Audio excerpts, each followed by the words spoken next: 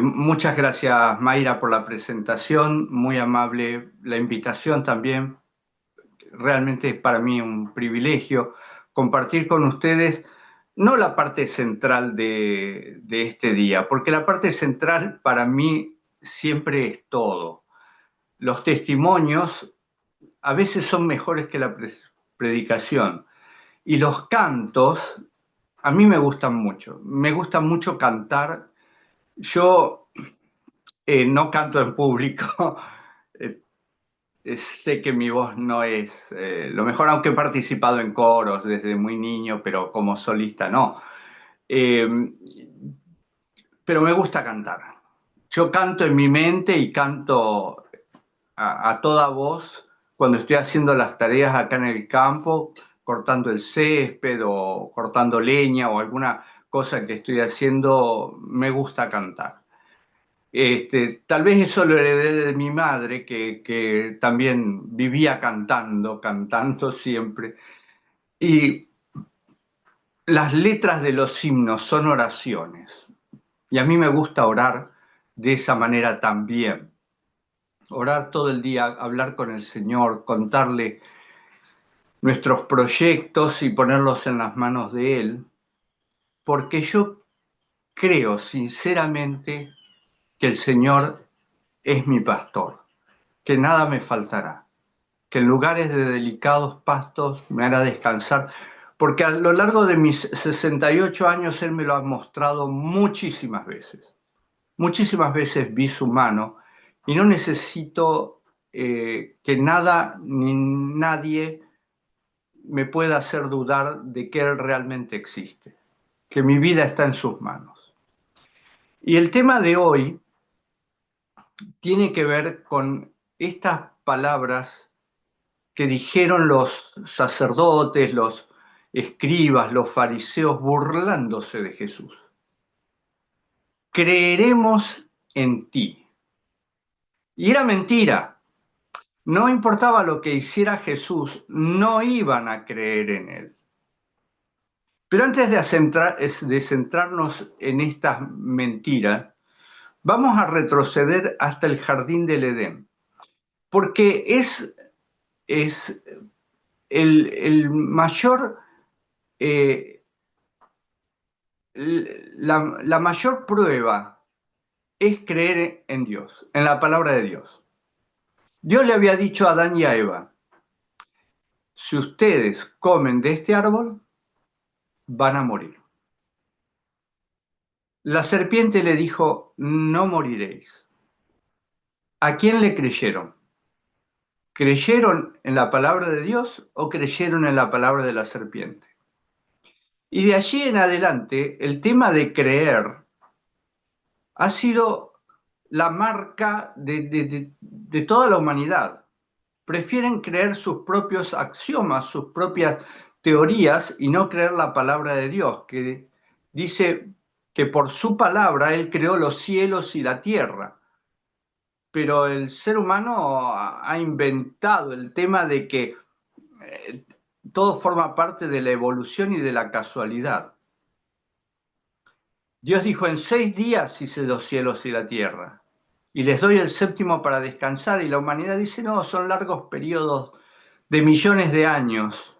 Por lo tanto, el séptimo día es simplemente una alegoría de un periodo en el cual Dios dejó de crear.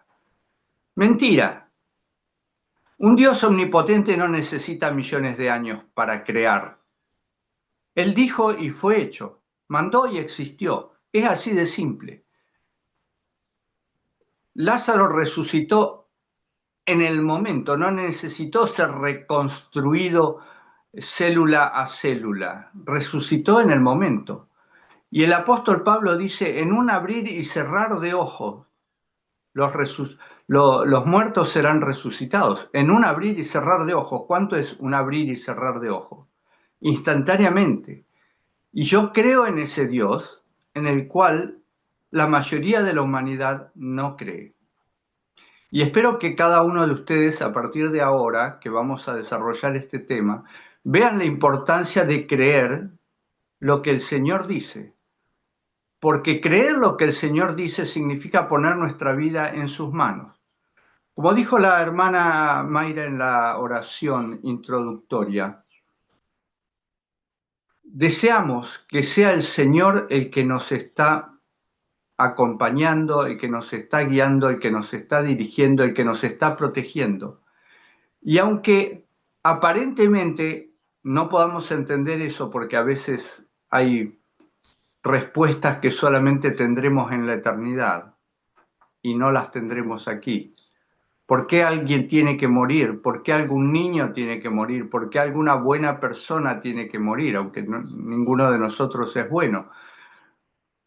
¿Por qué nuestra fidelidad nos conduce por caminos pedregosos y difíciles? Si queremos ser fieles, ¿por qué el camino es tan difícil?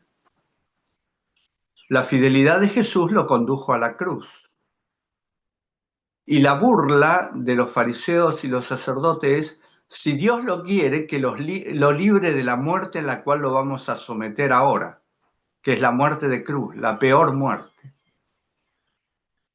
Noé, 1600 años después de la creación, Noé fue sometido a prueba también, como lo habían sido sometidos a prueba otros, como Abel fue sometido a prueba, a ver si creía en Dios. Caín no creía, Abel creía. Creía que vendría un cordero sustituto que habría de morir por sus pecados y ofreció un sacrificio de un cordero. Y Caín no creía eso, no le importaba tampoco.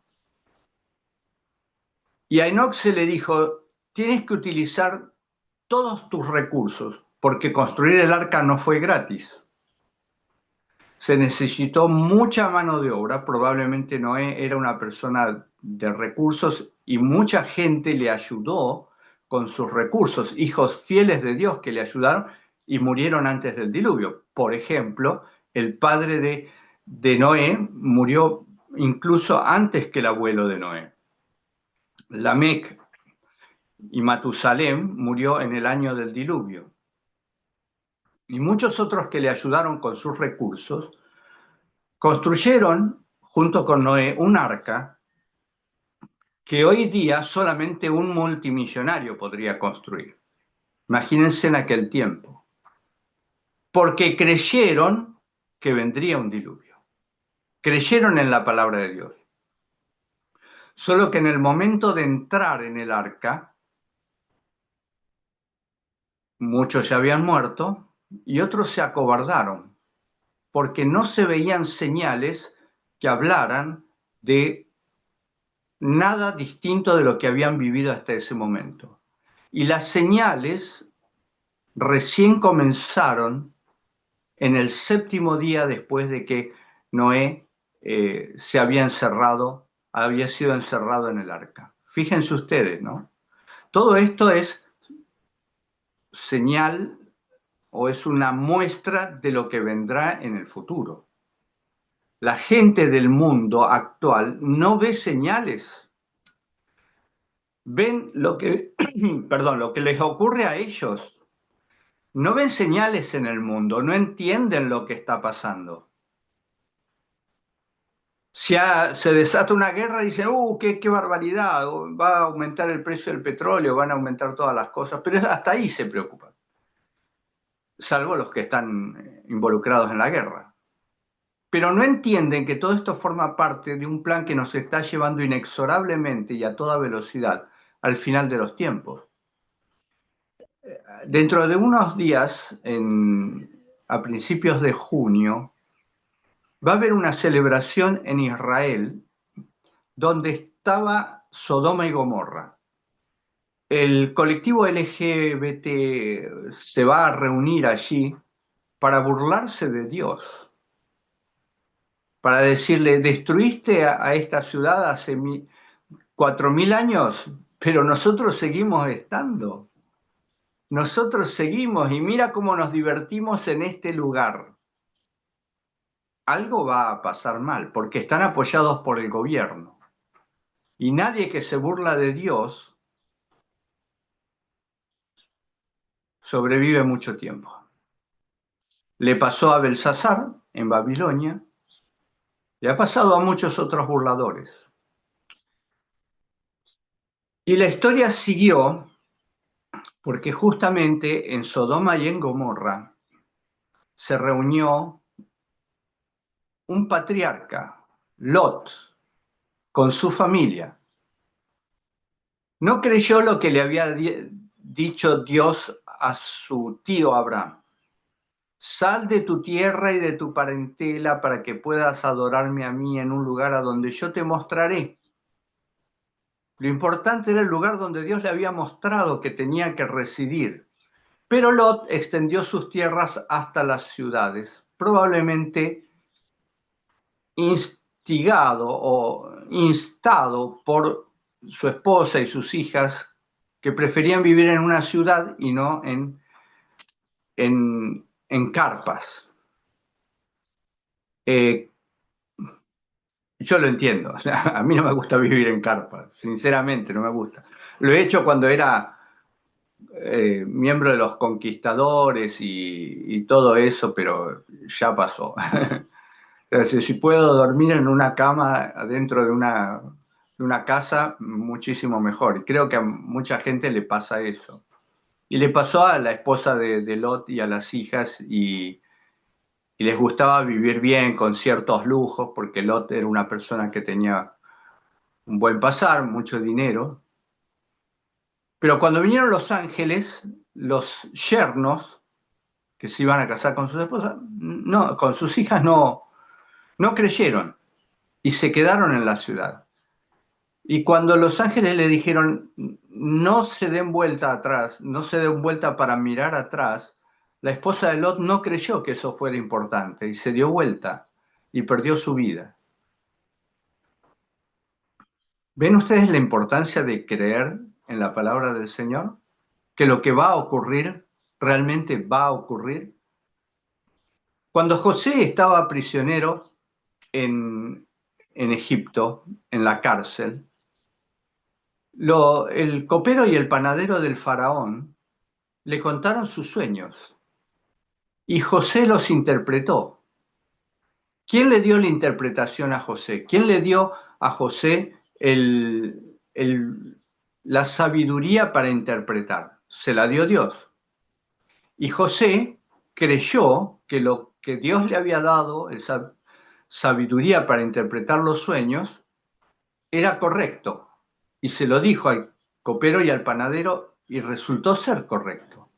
Y Dios lo estaba preparando para que interpretara otro sueño mucho más importante, porque estos sueños eran para el copero y el panadero, afectaban a ellos y probablemente a su familia, y nada más. Pero el próximo sueño, el sueño del faraón, afectó a toda una nación y a las naciones circunvecinas.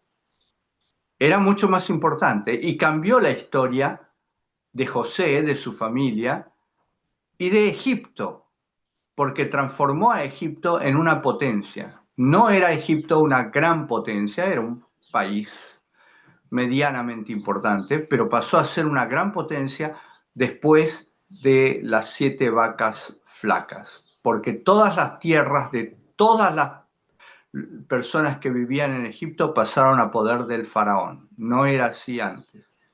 Una historia muy interesante, hoy no tengo tiempo de desarrollarla, pero podremos leerla en el comentario bíblico. Lean, ustedes se van a enterar por qué Abraham, cuando hubo hambre en Canaán, fue a Egipto y no volvió a la tierra del norte, de Ur, de donde había salido, donde tenía parientes, y fue al sur, a Egipto.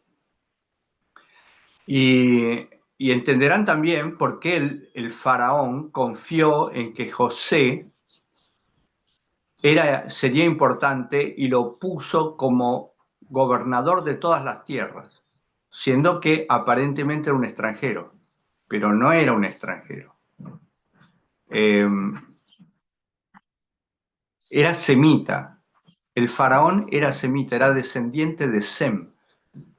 Por eso entendió que el sueño que él le había recibido venía de Jehová, porque los semitas recordaban a Jehová, tal vez de una forma un poco cambiada con respecto a lo que entendía José y su familia, pero eran adoradores del mismo Jehová y por eso aceptaron a José, porque era semita. De hecho, la ciudad de Avaris en Egipto, que fue descubierta hace relativamente poco tiempo, unos 50 años, la ciudad de Avaris que es la capital donde estaba el reino, la tierra de Gosén, donde se asentaron los hebreos. Esa ciudad se llama Avaris en honor a José, porque Avaris quiere decir el hebreo José. Fíjense ustedes, y está la tumba de José, o sea, la tumba original de José, la que estuvo ahí hasta la época del Éxodo. Está todavía, y está la estatua de José, y la tumba de sus hermanos también están ahí. Fueron descubiertas, y la ciencia arqueológica da vueltas y dice, bueno, tal vez podría ser, pero las evidencias son porque todas esas construcciones son del estilo hebreo y no del estilo egipcio. Así que bueno, seguimos mostrando la importancia de creer en la palabra de Dios. Un Dios que dio 10 mandamientos y que el pueblo dijo, creemos en este Dios, aceptamos sus mandamientos y los vamos a guardar. Y resultó ser que no creyeron en ese Dios y no guardaron sus mandamientos. Ese es el error del ser humano, que cree que puede hacer las cosas por sí mismo. Porque creer no es una cuestión meramente psicológica o filosófica. Los demonios creen y tiemblan. Creer en Dios es acción en favor de lo que Dios dice. Si Dios dice, quiero que des un paso hacia adelante, pues tú tienes que dar un paso hacia adelante, aunque veas que hay un gran río Jordán delante de ti. Y Dios dice, pon tus pies adentro del río y las aguas se abrirán. Pero tienes que poner los pies adentro del río, no esperar en la orilla. Y esa es la forma de actuar del ser humano. Ese es el creer con fe. Ponernos en las manos de Dios y estar dispuestos a mojarnos adentro de las frías aguas del río Jordán, porque Él dijo que así se tenía que hacer. El asirio Naamán, instigado por sus colaboradores, se bañó 7 veces en el río Jordán. 7 veces. Si hubiera sido por él, se hubiera bañado 3 veces. Pero a la tercera vez, esto no sirve. O sea, estoy igual. No es que se va disminuyendo. Cada vez que me lavo se va disminuyendo la lepra. Está exactamente igual que la primera vez, que antes de meterme. Y a veces Dios utiliza gente a nuestro alrededor, gente buena que quiere el bien para nosotros, para mantenernos en el camino. ¿Cuál es el problema de bañarte 7 veces? Le dijeron a Naamán. ¿Cuál es el problema? Vinimos hasta acá, hicimos más de 1000 kilómetros. ¿Y cuál es el problema? ¿Te va a bañar 3 veces nada más? Si te dijo 7, bañate 7. Y bueno, dijo Naamán, me bañaré 7 veces. Y solo fue limpio cuando salió después de haberse metido 7 veces. Porque ese es el simbolismo que Dios quiere que creamos, que entendamos. Perseverancia, otra palabra que entra dentro de esta conjugación de creer en Él. Creer, los demonios creen. Tener fe, los demonios no tienen fe. Y los hijos de Dios tienen que perseverar. Desde pequeños, hasta el día de su muerte. Perseverar es seguir en el camino aunque nos parezca que este no es el camino. El Señor dijo, yo soy el camino y la verdad y la vida. Y nadie llega hasta donde está el Padre si no transita a través de mí, si no camina a través de mí, que soy el camino. Porque el camino, este camino, los va a llevar a conocer la verdad. Y conocer la verdad los llevará a tener la vida eterna. Y la vida eterna está en el Padre, que nos la dio a todos nosotros, a través de su Hijo, que es nuestro Creador. Qué difícil que es entender la Biblia. Mucha gente se llena de filosofía tratando de entender que lo que Dios nos pide es tan sencillo, tan fácil, que cualquiera lo puede entender. Un niño lo puede entender. Un niño no necesita saber griego ni saber hebreo para entender cuál es la voluntad de Dios. Y la voluntad de Dios es simple porque es, haz lo que yo te digo y vivirás feliz. Claro, esto lo tiene que decir un viejo como yo, que ya ha vivido 68 años en el planeta Tierra y ha visto mucho. No he visto tanto como otros que vivieron más y que han andado por otras partes del mundo. Yo he andado, pero relativamente acotado, ¿no? Pero he visto y he conocido mucha gente y he conocido testimonios como los que se presentaron aquí. Miles de testimonios de personas que confiaron en Dios y pusieron su vida en las manos de Dios y vieron a Dios actuar. Porque el Señor dijo que no habrá ningún justo desamparado ni su descendencia que mendigue pan.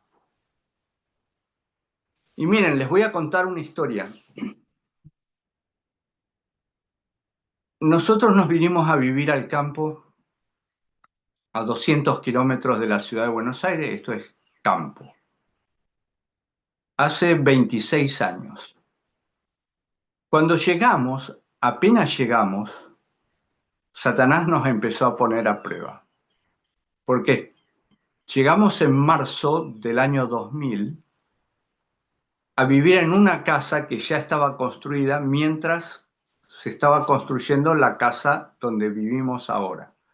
La casa primigenia la íbamos a dejar para mis suegros, pero ellos todavía no estaban aquí. Éramos mi esposa, yo y mis 4 hijos. La menor de mis hijos tenía 4 años. No sabíamos mucho de cultivar, era el mes de marzo, aquí en Argentina el mes de marzo es ya empezando el otoño. Hubo una crisis ese año en Argentina, empezó una crisis ese año a mediados del año 2001, sí, al año siguiente que estuvimos aquí. Una crisis económica muy, muy grande, muy grande. A fines del año 2000, ya se había iniciado aquí en el pueblo una campaña evangelística para formar una iglesia. La asociación bonaerense me pidió si yo podía ser el director de esta iglesia, sí, ¿cómo no? Yo ya era anciano de iglesia desde hacía como 15 años más o menos, así que experiencia tenía. Y cuando empezó la crisis, nos encontró en un momento en el cual el país no tenía dinero, o sea, los sueldos se pagaban con cheques sin fondo.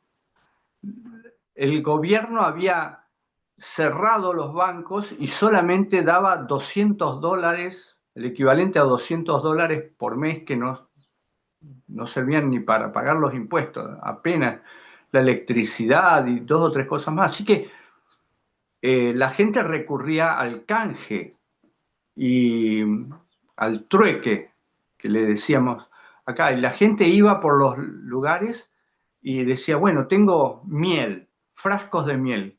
le doy un frasco de miel si usted me da 1 kilo de tomates, porque lo importante era comer. Y nosotros no teníamos miel y no teníamos casi nada, porque dependíamos de los sueldos, y no había sueldos, así que llegó un momento en que estábamos realmente muy apretados de alimentos, muy apretados, y éramos 6 bocas. Mi esposa y yo podíamos aguantar, pero los chicos, nuestros hijos estaban en crecimiento. Y un día llegó un fin de semana en que estábamos realmente muy, muy complicados con el tema de la alimentación y el dinero para comprar, porque la verdad era la alimentación lo más importante. Y resulta que llega una hermana de iglesia, de las recién convertidas, que se había bautizado hacía, no sé, un mes.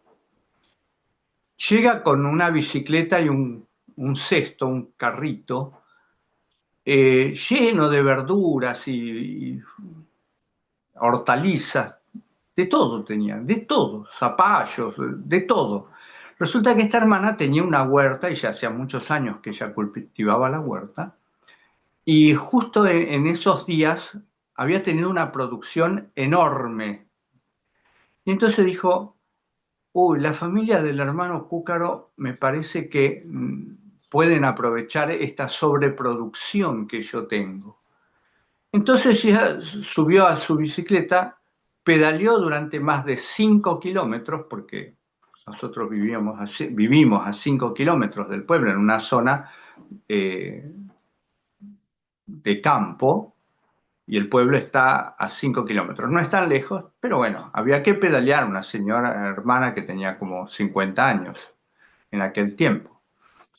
Eh, Llegó a casa y nos llenó la alacena con esas verduras y hortalizas que ella tenía en su quinta. Nuestra quinta todavía no había dado nada, porque no sabíamos mucho del tema, teníamos que luchar con las hormigas, pero todavía no habíamos logrado tener una cosecha. Y esta hermana tenía una cosecha impresionante y la trajo gratis.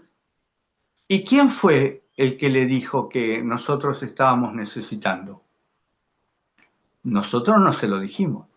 No andábamos por el pueblo diciendo, miren, no tenemos para comer. Si el pueblo estaba igual. La gente estaba necesitada de alimentos igual que nosotros. Y esta hermana, oyendo la voz de Dios, y hasta el día de hoy recordamos su bondad y el hecho de haber escuchado la voz de Dios y actuado en consecuencia.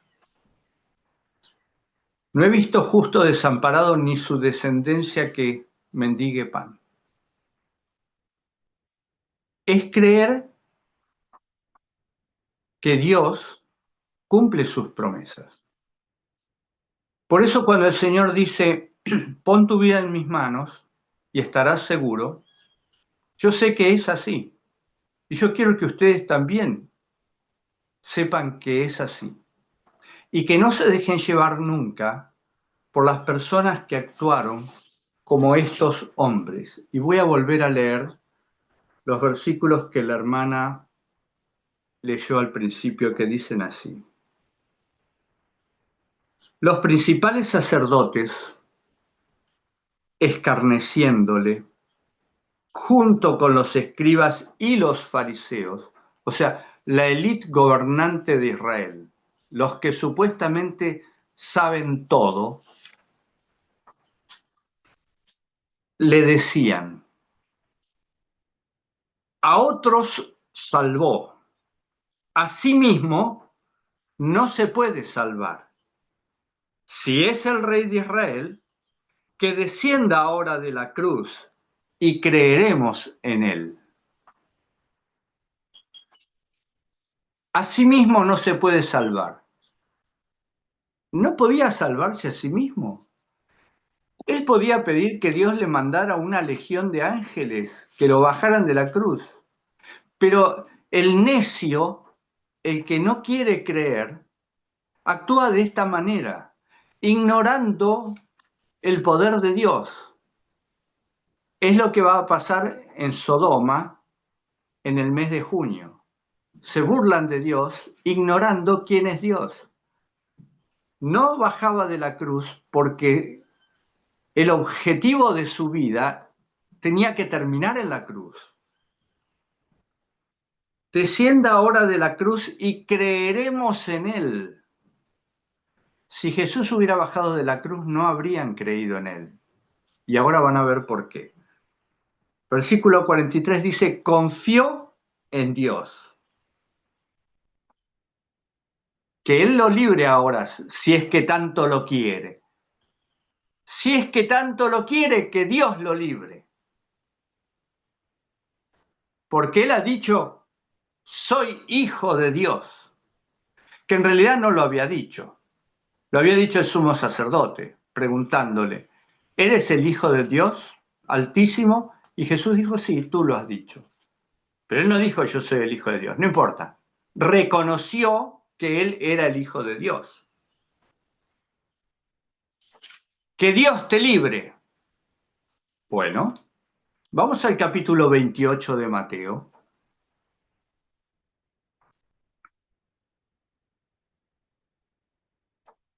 El versículo 2 del capítulo 28 de Mateo, yo estaba leyendo el capítulo 27, versos 41 al 43.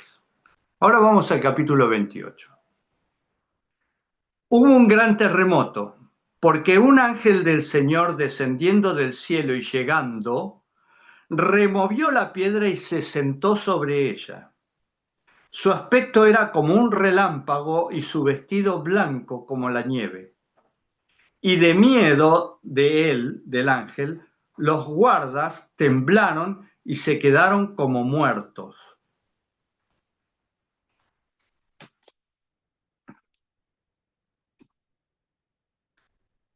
¿Quién envió al ángel? El Padre de Cristo. ¿Lo libró de la cruz? No, porque eso era lo que tenía que hacer. Pero lo resucitó. Y mis hermanos, estos incrédulos burladores también existen en el día de hoy. Estos incrédulos y burladores querían asegurarse de que de ninguna manera se cumpliera la palabra de Jesús de que habría de resucitar al tercer día. Por eso le pidieron a Pilatos que se asegurara la puerta de la tumba. ¿Y cómo se aseguró la puerta de la tumba? Clavaron unas barras de hierro a los costados de la piedra. Estaba la piedra que tapaba la entrada y a los costados de la piedra, para que no se mueva esa piedra, clavaron unas barras de hierro bien profundas y ataron de lado a lado para que nadie, y sellaron para que nadie pueda abrir eso. ¿Y qué hizo el ángel? Simplemente con un dedo hizo así, todo se rompió, la puerta, la piedra rodó y Jesús resucitó. ¿Y quién relató esto? Si no había nadie más que los guardas mirando. Pues los guardas contaron sobre el gran terremoto, contaron del ángel descendiendo del cielo, contaron del ángel removiendo la piedra y sentado sobre la piedra, y el aspecto que era como un relámpago y su vestido blanco como la nieve. Eso lo contaron los ángeles porque Elena de White dice que Dios los sostuvo a los ángeles despiertos porque se hubieran desmayado del miedo. En realidad estaban temblando, pero Dios los sostuvo despiertos para que vieran lo que acababa de ocurrir y que lo vieran a Jesús salir vivo, resplandeciente de ahí. Y estos hombres, con el terror en el rostro, con el asombro y el miedo de lo que acababan de ver, fueron corriendo hasta donde estaba Pilatos para decirle las cosas. Pero antes pasaron por los despachos, por las oficinas de los sacerdotes.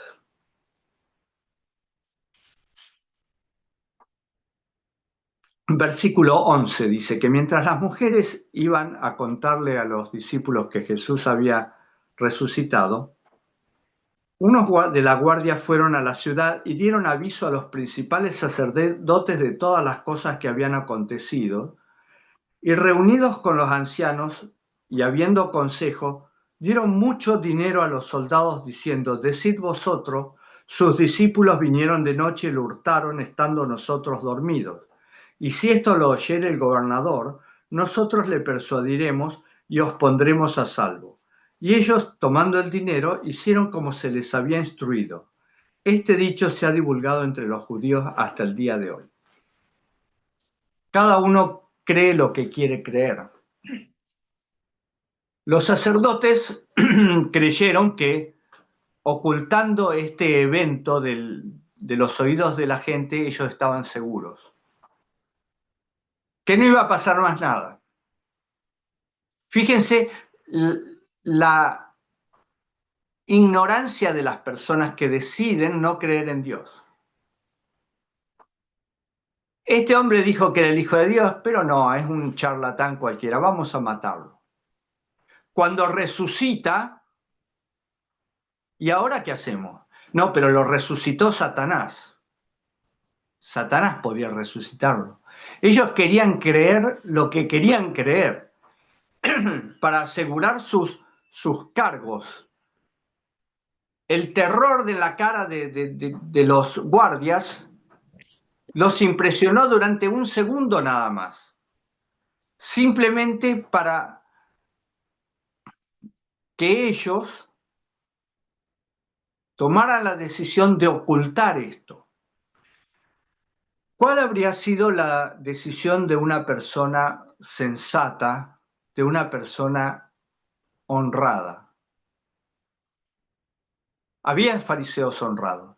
¿Cuál habría sido la decisión de ellos? ¿Cuál debería haber sido tu decisión?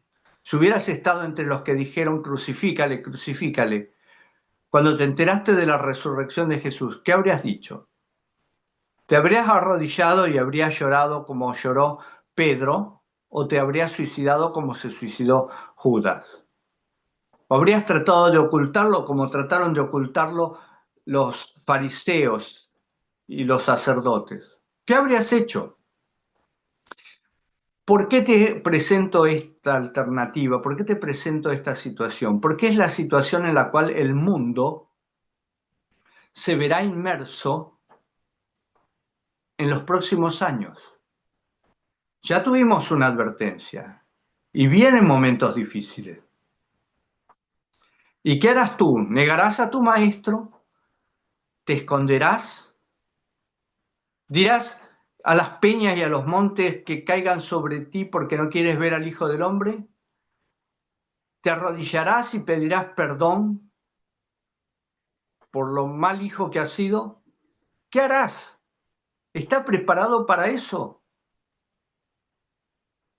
Uno de los discípulos de Jesús, Tomás, cuando Jesús resucitó, esto lo encontramos en Juan capítulo 20,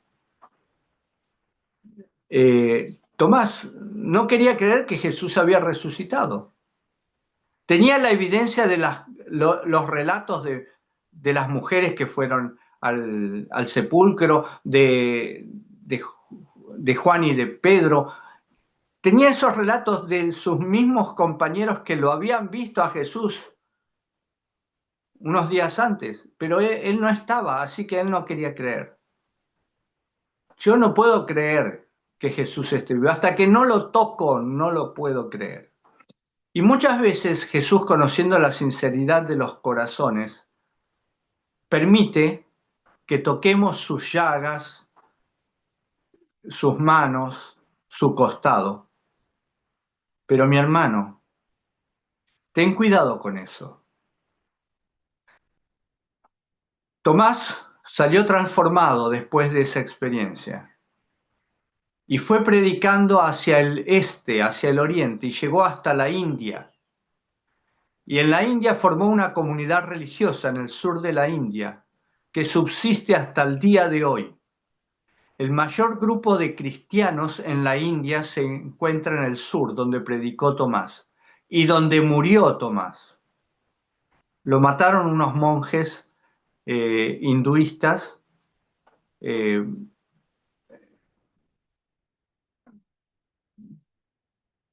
no querían escuchar más acerca de ese Jesús.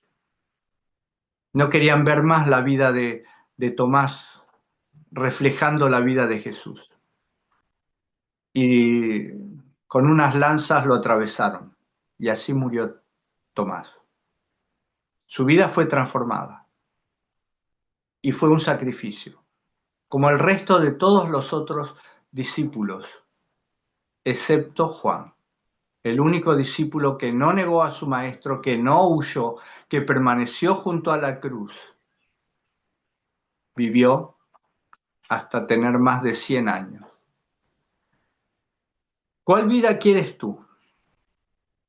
¿Quieres creer por las buenas o por las malas?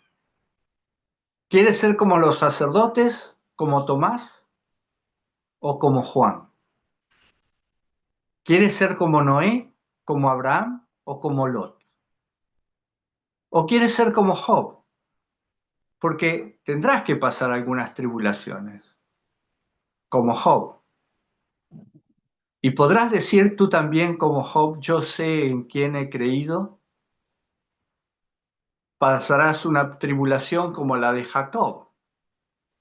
Podrás decir, no te soltaré hasta que me bendigas. ¿Cuáles serán tus palabras en el futuro próximo? Esas palabras tienen que estar en tu mente y en tu corazón desde hoy en adelante. Si no están, deberían estar. Mi llamado de esta mañana es para que pongas en práctica la palabra de Dios, que creas que Él es fiel, porque Él tiene todo el poder del universo para cumplir sus promesas.